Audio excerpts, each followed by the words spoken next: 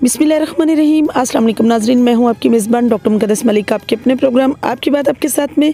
आज हम मौजूद हैं डिस्ट्रिक्ट लिया में, और लिया एक तारीख़ी शहर है जिसके फाउंडर कमाल खान थे, जिन्होंने 1550 में इसको इसी डिस्ट्रिक्ट के फाउंडर बने। और चौकाज़म एक ऐसी शहर है जिसमें कैटल फार्मिंग पर अगर बात करें तो लाइव स्टॉक का सबसे ज़्यादा जो बड़ी मवेशी मंडी है वो चौकाज़म में होती है, जो आजकल आप भी जानते हैं जी कि एक ऐसी बीमारी की नज़र हो चुकी है कि उसके बारे में हम बात करेंगे। और हमारे साथ इस वक्त मारूफ सियासी समाजी शख्सियत मौजूद हैं, जिनकी हिस्ट्री पर अगर मैं चली जाऊं तो उनके वालिद सरदार अब्दुल रहीम खान साहब SHA थे। एक एजुकेटेड फैमिली के साथ इनका लिंक है, और इनकी तमाम फैमिली में सभी लोग तकरीबन ख़वातीन और मर्द सब पढ़े लिखे और बहुत सादा लेकिन अच्छे नफीस लोग हैं।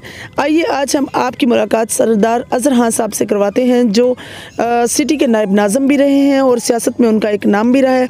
बात हम उनसे करेंगे इलाके की सियासत पर, इसी तरह बात करेंगे हम म्यूनसिपलिटी के बारे में, सिटी के वो नायब नाज़म रहे हैं, सिटी के मसाइल पर बात करेंगे, चौकाज़म के मसाइल पर, और इसके अलावा हम बात करेंगे यहाँ की सियासत पर। और सबसे बड़ी बात जो मैं पहले बात कर चुकी हूँ आपको कि कैटल मार्केट, चूँकि जिस तरह से मवेशी मंडी का बहुत बड़ा यहाँ एक नाम था चौकाज़म की हिस्ट्री में, तो उसका एकदम ऐसी एक बीमारी का हो जाना जिसकी वजह से काफ़ी प्रॉब्लम हो गया, और काफ़ी लोग जो हैं इसी डिसास्टर का शिकार हुए हैं। इसी डिसास्टर पर बात करेंगे और फ्लड पर भी बात करेंगे, जो इंडस रिवर की वजह से लिया को रेड जोन में करार दिया गया, उस पर भी बात करेंगे। तो आइए आपकी मुलाकात हम सरदार अज़हर खान खतरान साहब से करवाते हैं। फैमिली हिस्ट्री के बाद अगर हम बात करें उनकी सियासत की, तो आज़ादाना हैसियत से आपने इलेक्शन कंटेस्ट किया, आज़ाद हैसियत से ही हमेशा अपनी रिप्रेजेंटेशन रखी, और एक और तो बहुत बड़ा फेवर जो उनको हासिल है, और अल्लाह पाक ने एक स्पेसिफिक चीज़ से जो नवाजा है कि उनकी मिसेस जो हैं 50 ईयर्स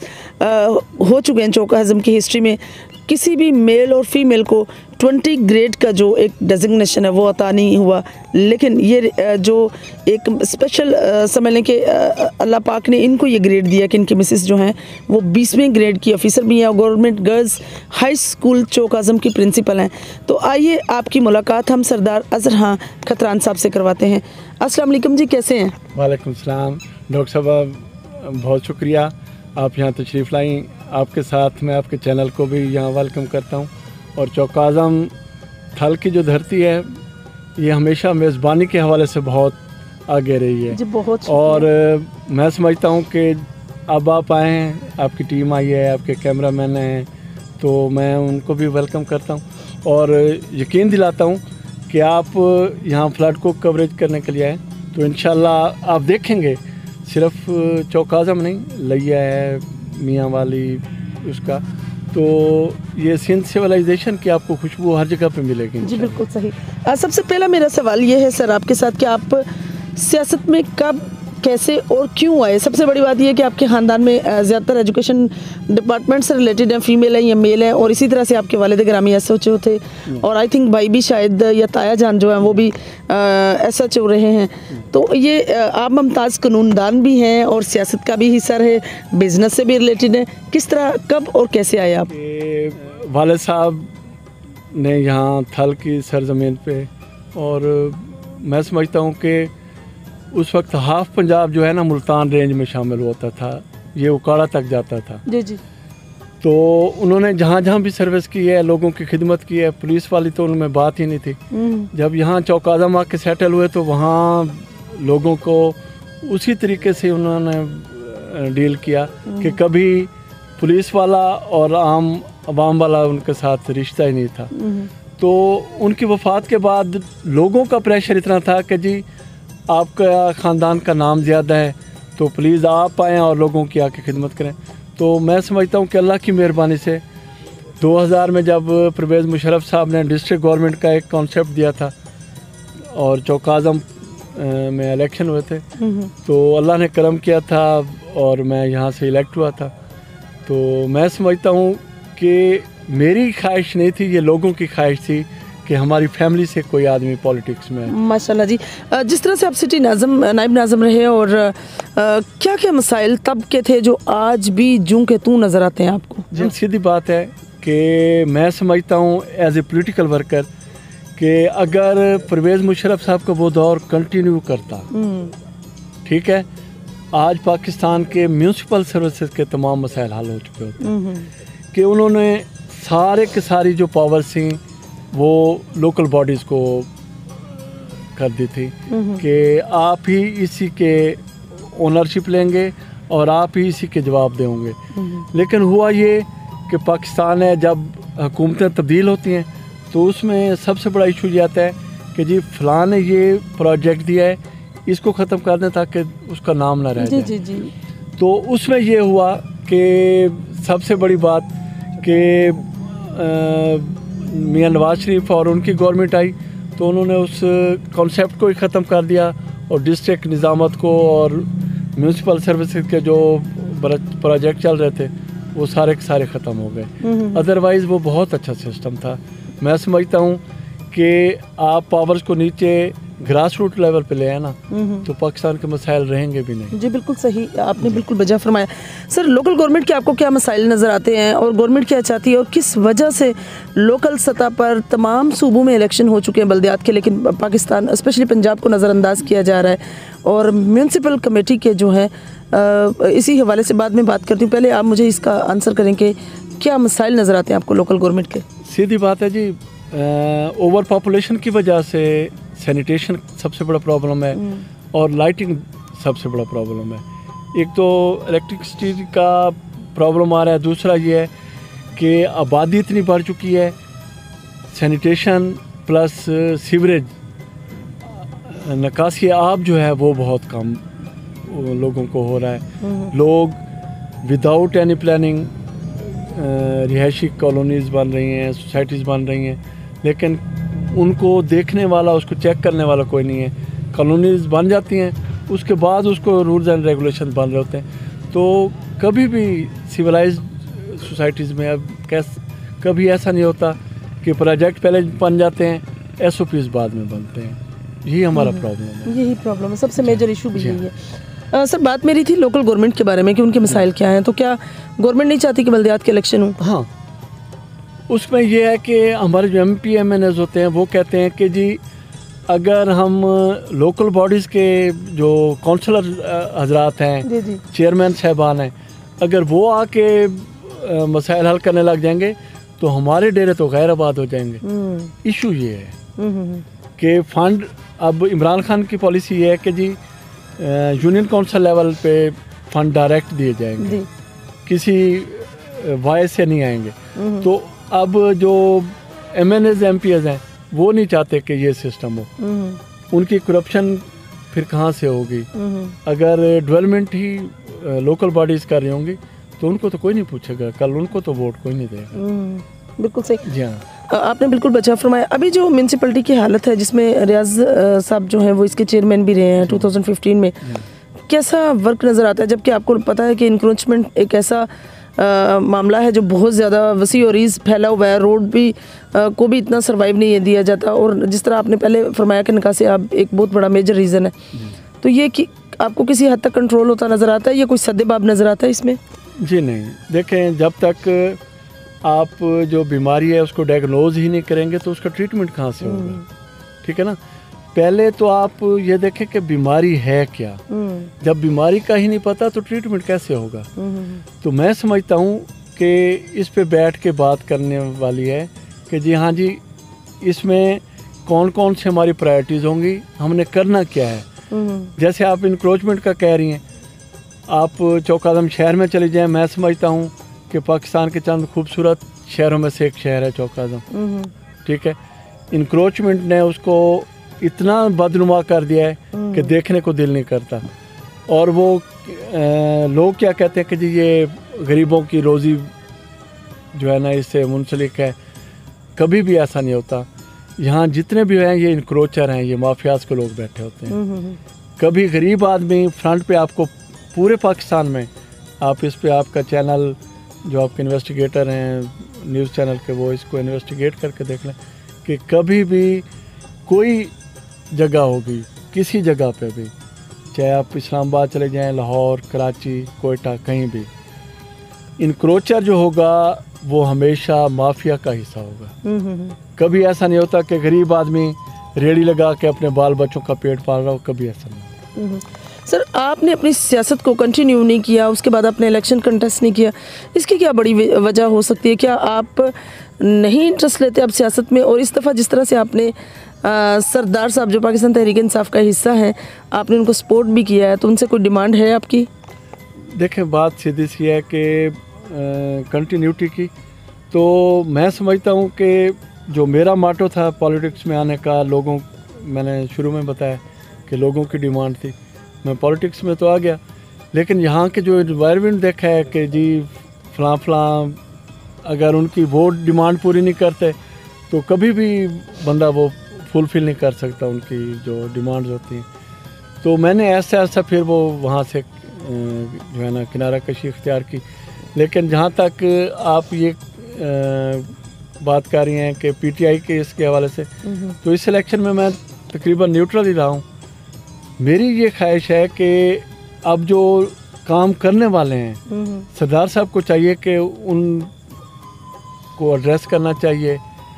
یہاں سب سے مین مسئلہ یہ ہے کہ خورشید اسٹیڈیم کے ساتھ جتنے بھی سراؤنڈنگ میں ہیں, پورے پاکستان میں آپ چلے جائیں, راولپنڈی اسٹیڈیم ہے, اقبال اسٹیڈیم لاہور ہے, فیصل آباد, فورٹریس اسٹیڈیم لاہور ہے, ان کے ساتھ سراؤنڈنگ میں شاپس بنی ہوتی ہیں, وہ کور بھی ہو جاتی ہیں, اور وہ شاپس جو ہیں وہ لوگوں کو کمرشل اس میں جو ہوتی ہیں. چوک اعظم کا مسئلہ میونسپل کمیٹی کا ہے کہ وہ ریونیو جنریشن نہیں ہو رہی, نہیں جو ہونی چاہیے. اگر یہاں پہ لوگوں کو وہ جگہ دے دیں اور ریونیو جنریٹ ہو جائے تو چوک اعظم کے آدھے مسائل یہیں سے حل ہو جائیں گے کہ لوگوں کو شاپس مل جائیں گی, بزنس ہو جائے گا, آپ کی جتنی بھی انکروچمنٹ ہے وہ یہاں شفٹ ہو جائے گی. غریب ریڑھی والوں کو اور ان کو دیں کہ جی آپ آئیں, اپنا وہ کریں, دکانیں بنائیں, یا کوئی انویسٹر اس کو بنا کے دے تو وہاں وہ اپنی شاپس بنا کے بیٹھیں, بچوں کی روزی کریں. اگر یہ سارا کچھ ہو جائے تو میں نہیں سمجھتا کہ وہ ہو جائے. دوسرا سب سے بڑا مسئلہ چوک اعظم شہر کی جو ڈیمانڈ ہے وہ ہے تحصیل. اگر چوک اعظم کو سردار صاحب تحصیل کا درجہ دلوا دیتے ہیں تو میں سمجھتا ہوں کہ ان کا اگلا الیکشن بھی بہت ایزیلی جو ہے نا وہ جیتنے کے قابل ہو جائیں گے.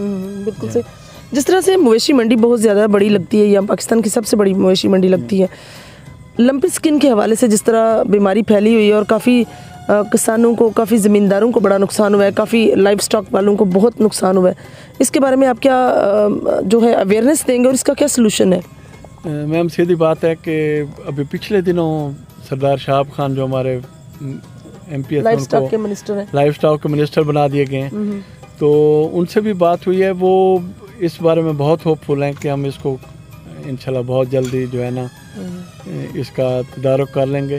تو میں سمجھتا ہوں کہ جن لوگوں کا نقصان ہو گیا ہے گورنمنٹ کو کمپنسیٹ کرنا چاہیے. بہت سارے لوگوں کا روٹی روزی کا واحد وسیلہ ہی یہی تھا. بے شک ایسے ہی ہے.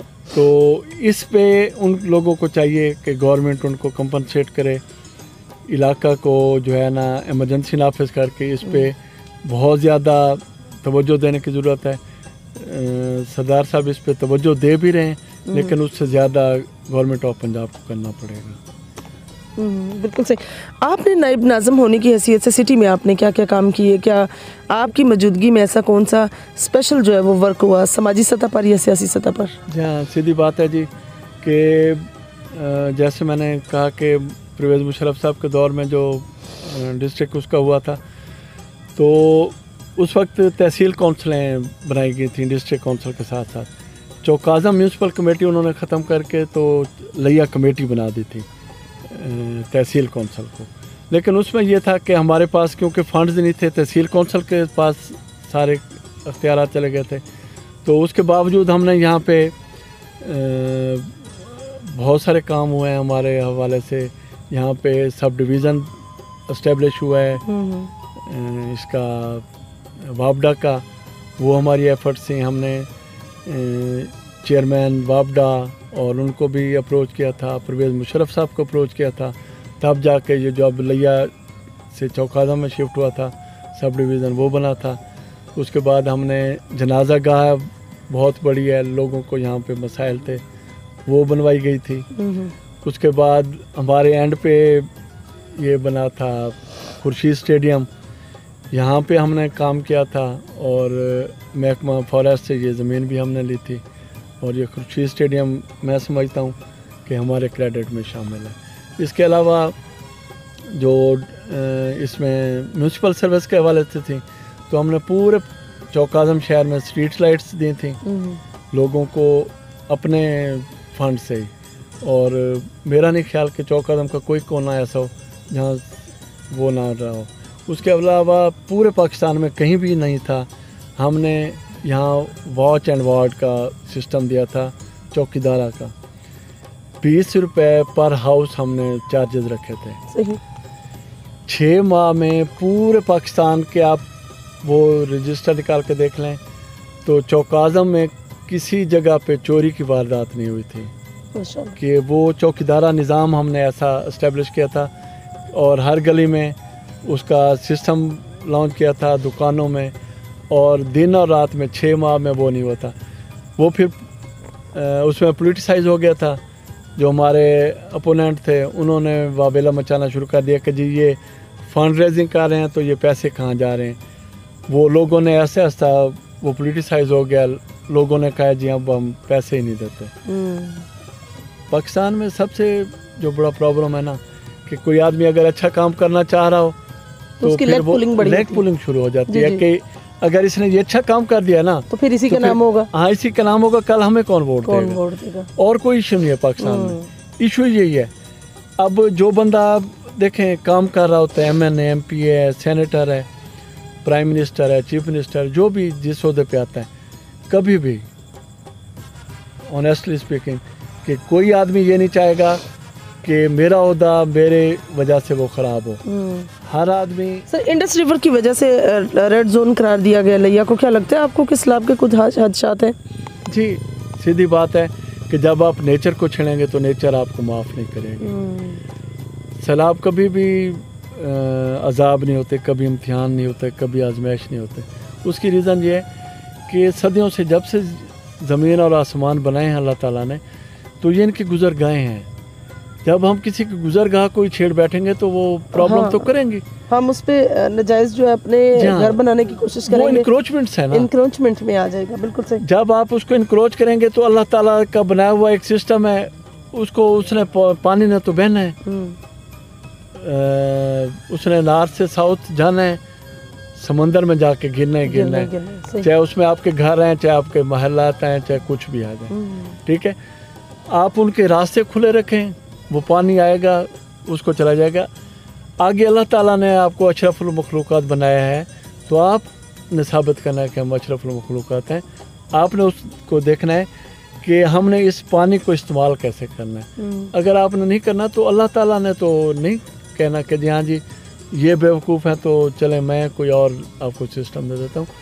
اب آپ چلے جائیں وہاں پہ راجن پور تک، وہ کیا پرابلم ہے، وہاں دریا سندھ نے ہٹ نہیں کیا، وہاں کو سلیمان کے جو پہاڑی سلسلہ ہے وہ پانی وہاں بھی ان کے جو گزر گاہیں تھی نا وہ لوگوں نے بلاک کی ہوئی ہیں۔ اگر وہ بھی کھلی ہوتے ہیں، وہاں بھی انکروچمنٹس نہ ہوتے ہیں تو وہ بھی پانی ہمیشہ سے گزر کے آتا ہے، گزر کے جاتا۔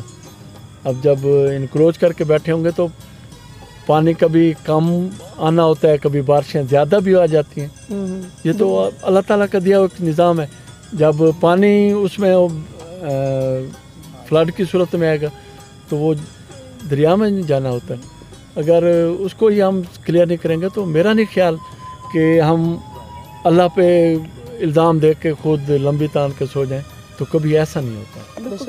لاسٹ میں آپ اپنے علاقے کے لوگوں کو کیا پیغام دیں گے؟